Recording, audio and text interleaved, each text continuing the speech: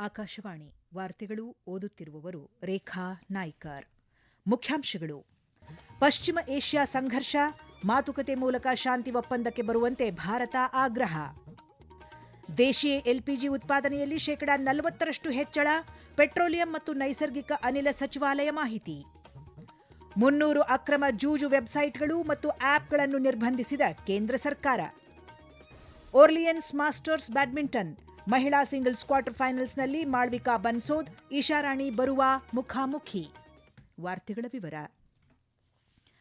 ಪ್ರಧಾನಿ ನರೇಂದ್ರ ಮೋದಿಯವರು Oman, Malaysia, France, Jordan ಮತ್ತು ಕತಾರ್ ನಾಯಕರೊಂದಿಗೆ ಮಾತುಕತೆ ನಡೆಸಿದ್ದು, ಪಶ್ಚಿಮ ಏಷ್ಯಾ ಸಂಘರ್ಷದ ಬಗ್ಗೆ ಭಾರತದ ನಿಲುವನ್ನು ಪುನರುಚ್ಚರಿಸಿದ್ದಾರೆ. ಮಾತುಕತೆ ಮೂಲಕ ಶಾಂತಿ ಒಪ್ಪಂದಕ್ಕೆ ಬರುವಂತೆ ಪ್ರಧಾನಿ ಆಗ್ರಹಿಸಿದ್ದಾರೆ ಎಂದು ವಿದೇಶಾಂಗ ಸಚಿವಾಲಯದ ವಕ್ತಾರ ರಣಧೀರ್ ಜೈಸ್ವಾಲ್ ತಿಳಿಸಿದ್ದಾರೆ. ನವದೆಹಲಿಯಲ್ಲಿ ಇಂದು ಸುದ್ದಿಗೋಷ್ಠಿಯನ್ನು ಉದ್ದೇಶಿಸಿ ಮಾತನಾಡಿದ ರಣಧೀರ್ ಜೈಸ್ವಾಲ್, ಹರ್ಮುಜ್ ಜಲಸಂಧಿಯ ಮೂಲಕ ಸುರಕ್ಷಿತ ಸಂಚಾರ ಮತ್ತು ನಿರಂತರ ಸಮನ್ವಯಕ್ಕಾಗಿ ಈ ಎಲ್ಲಾ ದೇಶಗಳ ಬೆಂಬಲವನ್ನು ಪ್ರಧಾನಿ ಕೋರಿದ್ದಾರೆ. ಇದೇ ವೇಳೆ ಅರ್ಮೇನಿಯಾ ಅಜರ್ಬೈಜಾನ್ ಮಾರ್ಗದ ಮೂಲಕ 913 ಭಾರತೀಯ ಪ್ರಜೆಗಳನ್ನು ಸ್ವದೇಶಕ್ಕೆ ಮರಳಿದ್ದಾರೆ ಎಂದು ಅವರು ಮಾಹಿತಿ ನೀಡಿದರು. ಎಲ್ಲಾ ಸಂಸ್ಕರಣಾಗಾರಗಳು ಸಾಕಷ್ಟು ಕಚ್ಚಾ ತೈಲ ದಾಸ್ತಾನುಗಳೊಂದಿಗೆ ಹೆಚ್ಚಿನ ಸಾಮರ್ಥ್ಯದಲ್ಲಿ ಕಾರ್ಯನಿರ್ವಹಿಸುತ್ತಿವೆ. ದೇಶೀಯ ಎಲ್ಪಿಜಿ ಉತ್ಪಾದನೆ ಸ್ಥಿರವಾಗಿದೆ ಮತ್ತು ಸಾಕಷ್ಟು ಸಂಗ್ರಹ ಲಭ್ಯವಿದೆ ಎಂದು ಕೇಂದ್ರ ಸರ್ಕಾರ ತಿಳಿಸಿದೆ. ಈ ಕುರಿತು ನವದೆಹಲಿಯಲ್ಲಿ ಇಂದು ಪತ್ರಿಕಾಗೋಷ್ಠಿ ಉದ್ದೇಶಿಸಿ ಮಾತನಾಡಿದ ಪೆಟ್ರೋಲಿಯಂ ಮತ್ತು ನೈಸರ್ಗಿಕ ಅನಿಲ ಸಚಿವಾಲಯದ ಜಂಟಿ ಕಾರ್ಯದರ್ಶಿ ಸುಜಾತಾ ಶರ್ಮಾ, ಕಳೆದ ಒಂದು ವಾರದಲ್ಲಿ ಗ್ರಾಹಕರಿಗೆ 11,300 ಟನ್ ವಾಣಿಜ್ಯ ಎಲ್ಪಿಜಿಯನ್ನು ಪೂರೈಸಲಾಗಿದೆ. ದೇಶೀಯ ಎಲ್ಪಿಜಿ ಉತ್ಪಾದನೆಯು ಶೇಕಡಾ 40ರಷ್ಟು ಹೆಚ್ಚಾಗಿದೆ ಎಂದು ತಿಳಿಸಿದರು. ಆನ್ಲೈನ್ನಲ್ಲಿ ಎಲ್ಪಿಜಿ ಸಿಲಿಂಡರ್ಗಳ ಬುಕಿಂಗ್ ಶೇಕಡಾ 93ಕ್ಕೆ ಏರಿಕೆಯಾಗಿದೆ. ಇದೇ ವೇಳೆ ಆತಂಕದಿಂದ ಎಲ್ಪಿಜಿ ಸಿಲಿಂಡರ್ಗಳ ಬುಕಿಂಗ್ ಮಾಡುವ ಗ್ರಾಹಕರ ಸಂಖ್ಯೆ ತಗ್ಗಿದೆ ಎಂದು ಅವರು ಹೇಳಿದರು. ಅಕ್ರಮ ಸಿಲಿಂಡರ್ಗಳನ್ನು ದಾಸ್ತಾನು ಮಾಡಿದ್ದ ಆರೋಪಕ್ಕೆ ಸಂಬಂಧಿಸಿದಂತೆ ದೇಶಾದ್ಯಂತ ನಿನ್ನೆ 4,500 ಕಡೆಗಳಲ್ಲಿ ದಾಳಿ ನಡೆಸಲಾಗಿದೆ ಎಂದು ಸುಜಾತಾ ಶರ್ಮಾ ಮಾಹಿತಿ ನೀಡಿದರು. ಹಡಗು ಮತ್ತು ಜಲಮಾರ್ಗಗಳ ಸಚಿವಾಲಯದ ವಿಶೇಷ ಕಾರ್ಯದರ್ಶಿ ರಾಜೇಶ್ ಕುಮಾರ್ ಸಿನ್ಹಾ ಮಾತನಾಡಿ, ಮಧ್ಯಪ್ರಾಚ್ಯ ಪ್ರದೇಶದಲ್ಲಿ ಭಾರತೀಯ ಎಲ್ಲಾ 22 ಹಡಗುಗಳು ಮತ್ತು 611 ಭಾರತೀಯ ನಾವಿಕರು ಸುರಕ್ಷಿತವಾಗಿದ್ದಾರೆ ಎಂದು ತಿಳಿಸಿದ್ದಾರೆ.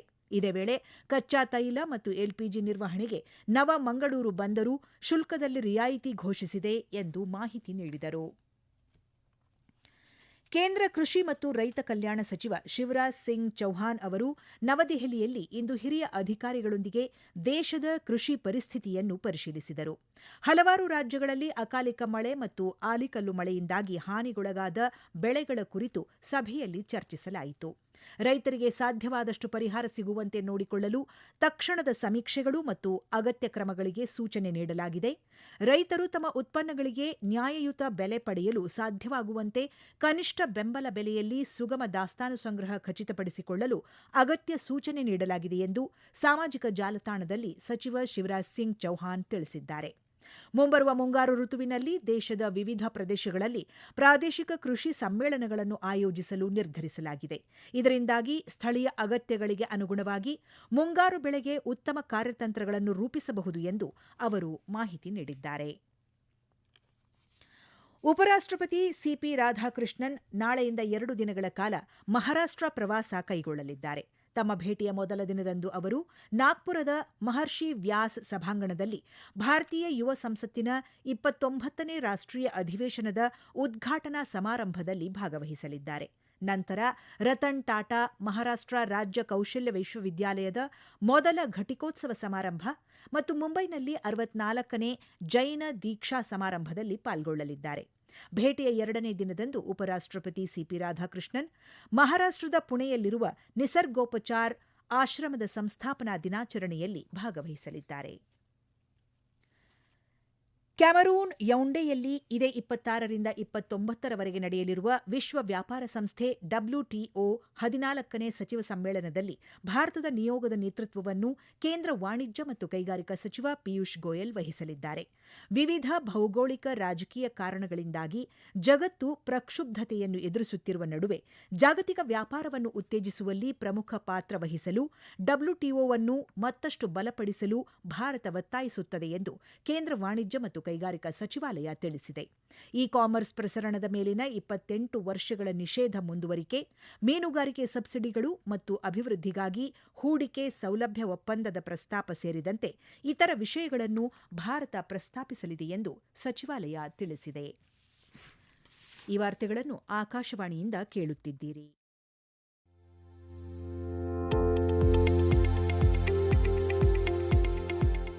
ನಮ್ಮ ಎಲ್ಲ ರಾಷ್ಟ್ರೀಯ ವಾರ್ತೆಗಳು ಹಾಗೂ ಪ್ರದೇಶ ಸಮಾಚಾರ ಈಗ ಆಕಾಶವಾಣಿ ನ್ಯೂಸ್ ಕನ್ನಡ ಯೂಟ್ಯೂಬ್ ಚಾನೆಲ್ನಲ್ಲಿ ಲಭ್ಯ. ನಮ್ಮ ಎಕ್ಸ್ ಖಾತೆ ಮತ್ತು ಇನ್ಸ್ಟಾಗ್ರಾಂ ಖಾತೆ ಆಕಾಶವಾಣಿ ನ್ಯೂಸ್ ಕನ್ನಡ. ಹೆಚ್ಚಿನ ಮಾಹಿತಿಗಾಗಿ ನಮ್ಮ ಫೇಸ್ಬುಕ್ ಖಾತೆ ಆಕಾಶವಾಣಿ ವಾರ್ತೆ ಕನ್ನಡವನ್ನು ಅನುಸರಿಸಿ. ಮಾಹಿತಿಗಳ ಹೂರಣ, ವಾರದ ಕಾರ್ಯಕ್ರಮ, ಪ್ರಚಲಿತ ವಿದ್ಯಮಾನ ಪ್ರತಿ ಬುಧವಾರ ರಾತ್ರಿ 9:15 ಕಾನೂನು ಬಾಹಿರ ಆನ್ಲೈನ್ ಗೇಮಿಂಗ್ ಚಟುವಟಿಕೆಗಳ ವಿರುದ್ಧ ನಿರಂತರ ಕ್ರಮದ ಭಾಗವಾಗಿ ಕೇಂದ್ರ ಸರ್ಕಾರ 300 ಅಕ್ರಮ ಜೂಜು ಮತ್ತು ಬೆಟ್ಟಿಂಗ್ ವೆಬ್ಸೈಟ್ಗಳು ಹಾಗೂ ಆಪ್ಗಳನ್ನು ನಿರ್ಬಂಧಿಸಿದೆ. ಆನ್ಲೈನ್ ಕ್ರೀಡಾ ಬೆಟ್ಟಿಂಗ್ ವೆಬ್ಸೈಟ್ಗಳು, ಸ್ಲಾಟ್ಗಳನ್ನು ನೀಡುವ ಆನ್ಲೈನ್ ಕ್ಯಾಸಿನೋಗಳು, real money card, casino gaming ಆಪ್ಗಳನ್ನು ಮತ್ತು ಬೆಟ್ಟಿಂಗ್ ವಿನಿಮಯ ಕೇಂದ್ರಗಳ ವಿರುದ್ಧ ಕ್ರಮ ಕೈಗೊಳ್ಳಲಾಗಿದೆ. ಮಟ್ಕಾ ಜೂಜಿನ ಜಾಲಗಳ ವಿರುದ್ಧವೂ ಕ್ರಮ ಕೈಗೊಳ್ಳಲಾಗಿದೆ. ಇಲ್ಲಿಯವರೆಗೆ ಅಂತಹ ಒಟ್ಟು ಸುಮಾರು 8,400 ವೆಬ್ಸೈಟ್ಗಳನ್ನು ನಿರ್ಬಂಧಿಸಲಾಗಿದೆ ಎಂದು ಕೇಂದ್ರ ಎಲೆಕ್ಟ್ರಾನಿಕ್ಸ್ ಮತ್ತು ಮಾಹಿತಿ ತಂತ್ರಜ್ಞಾನ ಸಚಿವಾಲಯದ ಮೂಲಗಳು ತಿಳಿಸಿವೆ. ಎಲೆಕ್ಟ್ರಾನಿಕ್ ಮತ್ತು ಡಿಜಿಟಲ್ ಮಾಧ್ಯಮಗಳಲ್ಲಿ ರಾಜಕೀಯ ಜಾಹೀರಾತುಗಳನ್ನು ನಿಯಂತ್ರಿಸಲು ಚುನಾವಣಾ ಆಯೋಗ ಆದೇಶ ಹೊರಡಿಸಿದೆ. ಎಲ್ಲ ರಾಜಕೀಯ ಪಕ್ಷಗಳು, ಅಭ್ಯರ್ಥಿಗಳು ಮತ್ತು ವ್ಯಕ್ತಿಗಳು ಅಥವಾ ಸಂಸ್ಥೆಗಳು ಸಹ ತಮ್ಮ ಜಾಹೀರಾತುಗಳನ್ನು ಪ್ರಕಟಿಸುವ ಮೊದಲು ಆಯೋಗದಿಂದ ಅನುಮೋದನೆ ಪಡೆಯಬೇಕು. ಮಾಧ್ಯಮ ಪ್ರಮಾಣೀಕರಣ ಮತ್ತು ಮೇಲ್ವಿಚಾರಣಾ ಸಮಿತಿಯಿಂದ ಅನುಮೋದನೆ ಪಡೆಯಬೇಕು ಎಂದು ಚುನಾವಣಾ ಆಯೋಗ ಸೂಚಿಸಿದೆ. ಗುಬ್ಬಚ್ಚಿಗಳ ಸಂಖ್ಯೆಯಲ್ಲಿನ ತ್ವರಿತ ಕುಸಿತದ ಬಗ್ಗೆ ಜಾಗೃತಿ ಮೂಡಿಸುವ ನಿಟ್ಟಿನಲ್ಲಿ ಇಂದು ವಿಶ್ವದಾದ್ಯಂತ ವಿಶ್ವ ಗುಬ್ಬಚ್ಚಿ ದಿನ ಆಚರಿಸಲಾಗುತ್ತಿದೆ. ಇಕೋಸಿಸ್ ಆಕ್ಷನ್ ಫೌಂಡೇಶನ್ನ ಸಹಯೋಗದೊಂದಿಗೆ 2010ರಲ್ಲಿ nature for ever society of India ಪ್ರಾರಂಭಿಸಿದ ಈ ದಿನ ಸಣ್ಣ ಪಕ್ಷಿಗಳು ಎದುರಿಸುತ್ತಿರುವ ಸಮಸ್ಯೆಗಳ ಬಗ್ಗೆ ಪ್ರತಿಬಿಂಬಿಸುತ್ತದೆ.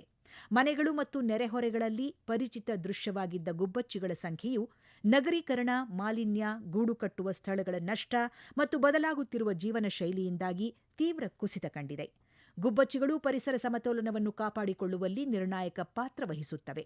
ಅವು ಕೀಟಗಳ ಸಂಖ್ಯೆಯನ್ನು ನಿಯಂತ್ರಿಸಲು ಸಹಾಯ ಮಾಡುತ್ತವೆ ಮತ್ತು ಪರಾಗಸ್ಪರ್ಶಕ್ಕೆ ಕೊಡುಗೆ ನೀಡುತ್ತವೆ. ಇದು ಆರೋಗ್ಯಕರ ನಗರ ಪರಿಸರ ವ್ಯವಸ್ಥೆಗೆ ಪ್ರಮುಖವಾಗಿದೆ. ವಿಶ್ವಾದ್ಯಂತ ಸಂರಕ್ಷಣಾ ಪ್ರಯತ್ನಗಳನ್ನು ಉತ್ತೇಜಿಸಲು ಜಾಗೃತಿ ಅಭಿಯಾನಗಳು, ಕಲಾ ಸ್ಪರ್ಧೆಗಳು ಮತ್ತು ಸಮುದಾಯ ಉಪಕ್ರಮಗಳಂತಹ ವಿವಿಧ ಚಟುವಟಿಕೆಗಳನ್ನು ಆಯೋಜಿಸಲಾಗುತ್ತಿದೆ. ಸ್ಥಳೀಯ ಸಸ್ಯವರ್ಗವನ್ನು ನೆಡುವುದು ಮತ್ತು ಕೀಟನಾಶಕ ಬಳಕೆಯನ್ನು ಕಡಿಮೆ ಮಾಡುವಂತಹ ಸರಳ ಕ್ರಮಗಳು ಅನುಸರಿಸುವುದರಿಂದ ಗುಬ್ಬಚ್ಚಿಗಳನ್ನು ರಕ್ಷಿಸುವಲ್ಲಿ ಸಹಾಯಕವಾಗಲಿದೆ.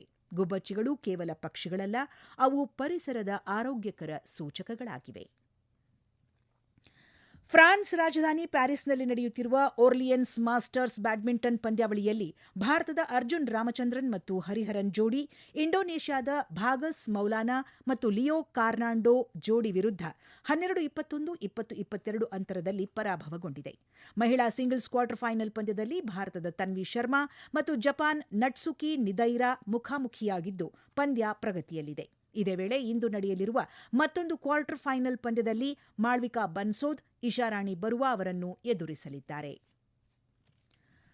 ಅರುಣಾಚಲ ಪ್ರದೇಶದ ಯೂಪಿಯಾದಲ್ಲಿರುವ ಹೊರಾಂಗಣ ಕ್ರೀಡಾಂಗಣದಲ್ಲಿ ಇದೇ 25ರಂದು ನಡೆಯಲಿರುವ 23 ವರ್ಷದೊಳಗಿನವರ ತ್ರಿರಾಷ್ಟ್ರ ಚಾಂಪಿಯನ್ಶಿಪ್ ಫುಟ್ಬಾಲ್ ಪಂದ್ಯಾವಳಿಯ ಉದ್ಘಾಟನಾ ಸಮಾರಂಭದಲ್ಲಿ ಭಾರತದ ಫುಟ್ಬಾಲ್ ತಾರೆ ಸುನೀಲ್ ಛಟ್ರಿ ಪಾಲ್ಗೊಳ್ಳಲಿದ್ದಾರೆ. ಈ ಹಿನ್ನೆಲೆಯಲ್ಲಿ ಅವರು ಅರುಣಾಚಲ ಪ್ರದೇಶಕ್ಕೆ ಮೊದಲ ಬಾರಿ ಭೇಟಿ ನೀಡುತ್ತಿದ್ದಾರೆ. ಕೊನೆಯಲ್ಲಿ ಮತ್ತೊಮ್ಮೆ ಮುಖ್ಯಾಂಶಗಳು. ಪಶ್ಚಿಮ ಏಷ್ಯಾ ಸಂಘರ್ಷ, ಮಾತುಕತೆ ಮೂಲಕ ಶಾಂತಿ ಒಪ್ಪಂದಕ್ಕೆ ಬರುವಂತೆ ಭಾರತ ಆಗ್ರಹ. ದೇಶೀಯ ಎಲ್ಪಿಜಿ ಉತ್ಪಾದನೆಯಲ್ಲಿ 40% ಹೆಚ್ಚಳ, ಪೆಟ್ರೋಲಿಯಂ ಮತ್ತು ನೈಸರ್ಗಿಕ ಅನಿಲ ಸಚಿವಾಲಯ ಮಾಹಿತಿ. 300 ಅಕ್ರಮ ಜೂಜ್ ವೆಬ್ಸೈಟ್ಗಳು, ಆಪ್ಗಳನ್ನು ನಿರ್ಬಂಧಿಸಿದ ಕೇಂದ್ರ ಸರ್ಕಾರ. ಓರ್ಲಿಯನ್ಸ್ ಮಾಸ್ಟರ್ಸ್ ಬ್ಯಾಡ್ಮಿಂಟನ್ ಮಹಿಳಾ ಸಿಂಗಲ್ಸ್ ಕ್ವಾರ್ಟರ್ ಫೈನಲ್ನಲ್ಲಿ ಮಾಳ್ವಿಕಾ ಬನ್ಸೋದ್ ಇಶಾರಾಣಿ ಬರುವಾ ಮುಖಾಮುಖಿ. ಇಲ್ಲಿಗೆ ವಾರ್ತಾ ಪ್ರಸಾರ ಮುಕ್ತಾಯವಾಯಿತು. ನಮ್ಮ ಮುಂದಿನ ವಾರ್ತಾ ಪ್ರಸಾರ ನಾಳೆ ಬೆಳಿಗ್ಗೆ 7:05ಕ್ಕೆ.